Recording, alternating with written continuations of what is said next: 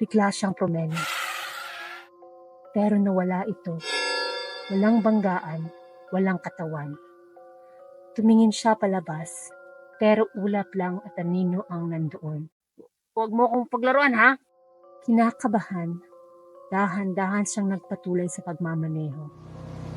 Ilang metro pa lang ang layo, may narinig siyang mahina at malamig na boses mula sa likod. Manong, pakihatid po ako. Napatalon si Mang Celso at agad tumingin sa rearview mirror. Nasa likod na upuan ng babae. Basa at punit-punit ang kanyang puting damit. Mahina ang boses, tila nagmumula sa ilalim ng balon. Saan ka pupunta, Iha? Malapit lang sa dulo ng kalsada. Lunok siya ng lunok habang nagpapatuloy sa pagmamaneho.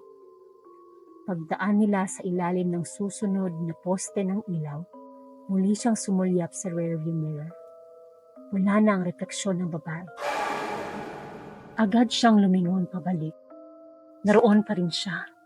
Totoo, tahimik. Ika'y tao ba talaga, Iha?